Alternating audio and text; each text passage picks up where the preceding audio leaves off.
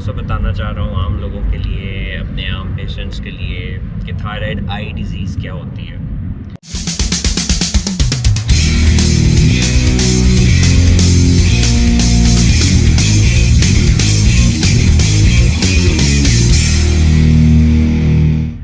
बिस्मिल्लाहिर्रहमानिर्रहीम, अस्सलाम वालेकुम वरहमतुल्लाहि वबरकातुहू। मैं डॉक्टर अमानुल्लाह वली अपनी नेक्स्ट वीडियो के साथ आज थोड़ा सा डिफरेंट एनवायरनमेंट में आपके सामने आता हूँ। एक्चुअली मुझे बुखार फ्लू वगैरह बहुत ज़्यादा, इसकी वजह से फिर मुझे टाइम नहीं मिला अपनी वीडियो शूट करने का घर। तो अभी आई गॉट सम टाइम, लेकिन चूँकि सफ़र है तो ऑब्वियसली गाइड थोड़ा सा उस तरह नहीं बन सकेगी वीडियो जैसे कूल एंड काम एनवायरनमेंट में बनती है। आज थोड़ा सा बताना चाह रहा हूँ आम लोगों के लिए, अपने आम पेशेंट्स के लिए कि थायराइड आई डिज़ीज़ क्या होती है। थायराइड आई डिज़ीज़ बेसिकली इस तरह होता है कि आपका थायराइड ग्लैंड हाइपर अगर फेज़ में चला जाता है, हाइपर थायराइडिज्म का शिकार हो जाता है, तो उसका मतलब ये होता है कि आपका थायराइड हार्मोन ज़रूरत से ज़्यादा बनना शुरू हो गया। वो मुख्तलिफ वजूहात की वजह से हाइपर थायराइडिज्म का शिकार एक पेशेंट हो सकता है, यानी उसका हार्मोन अगर ज़रूरत से ज़्यादा बनना शुरू हो गया है तो उसकी मुख्तलिफ वजूहात होती हैं। उनमें एक वजह होती है ग्रेव्स डिज़ीज़। ग्रेव्स डिज़ीज़ एक ऐसी बीमारी है थायराइड ग्लैंड की जो कि आपके अपने इम्यूनिटी, जो आपका मुदाफ़ियाती निज़ाम है, वो उसमें डिरेंजमेंट आ जाती है या ख़राबी आ जाती है और आपकी बॉडी में ऐसी एंटीबॉडीज़ पैदा होना शुरू हो जाती हैं जो कि आपके थायराइड ग्लैंड को हाइपर बना देती हैं। वो अपनी जितनी जिस्म को थायराइड हार्मोन की ज़रूरत होती है उससे ज़्यादा हार्मोन बनाना शुरू कर देता है।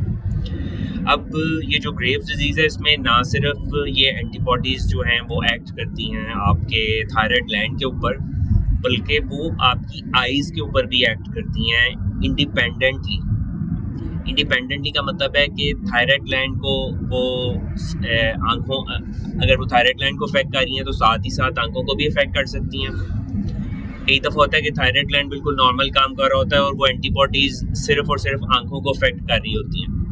और बाज़ दफ़ा ये होता है, जिसका तनासुब बहुत कम है, कि आपका थायराइड ग्लैंड हार्मोन बनाना कम कर देता है और हाइपोथायराइड हो जाता है, लेकिन आपकी आइज़ जो हैं वो हाइपर थायराइड तरीके से बाहर आना शुरू हो जाती हैं। तीनों तरीके से ये प्रेजेंट कर सकता है।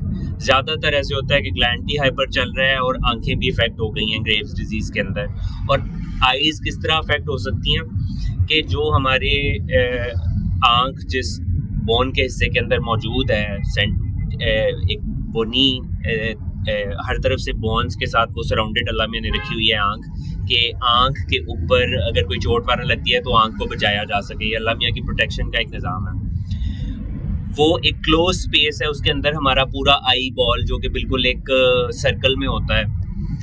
3D में अगर आप देखें तो आपको ऐसे लगेगा कि एक छोटा सा बॉल पड़ा हुआ है, इसीलिए इसको आई बॉल कहते हैं। वो हर तरफ से बोन के तरफ से सराउंड हुआ है, हर तरफ उसके हड्डी मौजूद है। अब उस स्पेस के अंदर आपका आई बॉल पड़ा है और उस आई बॉल के बाहर बहुत से पट्टे मौजूद हैं जिनको एक्स्ट्रा ऑक्यूलर मसल्स कहते हैं। वो मसल्स आपकी आइज़ को इधर उधर मूव करवाने में हेल्प करते हैं। तो होता क्या है कि ग्रेव्स डिजीज़ के अंदर वो पट्टे जो हैं वो सूजना शुरू हो जाते हैं। जो आँख की मूवमेंट के लिए अल्लाह मियां ने बनाए हैं वो हमें नज़र नहीं आते। वो अंदर आई बॉल है, आई बॉल के इर्द गिर्द मसल्स हैं और मसल्स के बाहर जो है वो बोन है। अब होता क्या है कि वो मसल्स जब ग्रेव्स डिजीज़ के अंदर सूजना शुरू कर देते हैं तो एक क्लोज स्पेस के अंदर जगह कम है और अंदर जो आई बॉल है उसका तो साइज़ फिक्स्ड है, लेकिन मसल्स जब सूजते हैं तो उनका साइज़ बढ़ना शुरू हो जाता है। तो वो क्या होता है कि वो जगह कम पड़ जाती है और वो आइज़ जो है वो बाहर को निकलना शुरू हो जाती हैं। उसको हम बोलते हैं प्रोप्टोसिस। तो वो प्रोप्टोसिस होके वो आंखें बाहर की तरफ आ जाती हैं और वो किसी भी डिग्री में आ सकती हैं और उनको आंखों के बाहर आने की वजह से या तो वो सिर्फ आंखें बाहर आएंगी जिसको सिंपल प्रोप्टोसिस कहेंगे, और बाज़ दफ़ा ऐसे होगा कि वो आंखें बाहर आने के बाद उनकी जब ब्लड सप्लाई भी ख़राब होना शुरू हो जाती है प्रेशर की वजह से, क्योंकि खून आ भी रहा है आपकी आई बॉल के अंदर और खून जा भी रहा है उधर से वेन्स के थ्रू। तो वो क्लोज स्पेस में जब आना खून का या खून का वापस जाना जो है वो मुतासिर हो जाता है, ख़ास तौर पे खून का वापस जाना जो है मुतासिर हो जाता है, जिसकी वजह से वो आंखें जो है वो ऐसे उबल पड़ती हैं, आंखें लाल हो जाती हैं, आंखों की बाहर वाली जो झिल्ली है वाइट वो लाल हो सकती है, जो हमारा वाइट हिस्सा होता है आंखों का वो रेड होना शुरू हो जाता है। इसके अलावा आपके ये जो पुतलियां हैं आंख की, जिनको आईलिड्स कहते हैं, वो ऊपर और नीचे वाली वो बहुत ज़्यादा सूज जाती हैं। आपका जो मीडियल साइड पे आंख के एक छोटा सा गोश्त का टुकड़ा अल्लाह मियां ने दिया होता है, उसको करंकल कहते हैं, वो बहुत ज़्यादा सूज जाता है और वो ऐसे लगती हैं जैसे वो उबल रही हैं। तो इसका इलाज फिर हम लोगों ने ये ग्रेव्स आई डिजीज़ का, या इसको ग्रेव्स ऑर्बिटोपैथी भी कहते हैं, इसका इलाज फिर हमने तब करना होता है जब आंखें उबल पड़ें, एक्यूटली इन्फ्लेम्ड हो जाएं। उस सूरत हाल में हमें इसका जो है वो इलाज करना पड़ता है और वो एंडोक्रिनोलॉजिस्ट ही इसका इलाज करते हैं।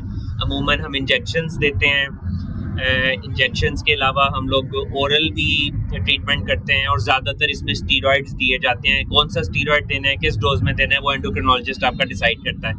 कब देना है वो भी आपका एंडोक्रिनोलॉजिस्ट डिसाइड करता है।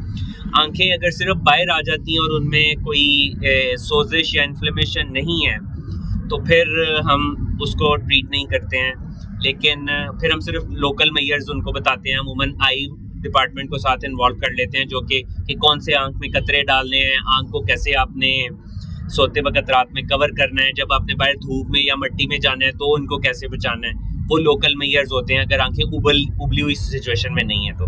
लेकिन अगर वो उबल पड़ती हैं तो फिर एंडोक्रिनोलॉजिस्ट उसको ट्रीट करते हैं। बाज़ दफ़ा इसमें हमें इमरजेंसी सर्जरी भी करवानी पड़ती है, अगर बिनाई जाना शुरू हो जाए तो फिर हमें इमरजेंसी सर्जरी भी करवानी पड़ती है। तो ये एक छोटी सी काविश थी आम लोगों को बताने के लिए कि थायराइड आई डिजीज़ या ग्रेव्स ऑर्बिटोपैथी ये क्या होती है और इसकी क्या वजह होती है और इसको फिर कैसे ट्रीट किया जाता है। होपफुली आपको इस वीडियो से फ़ायदा होगा।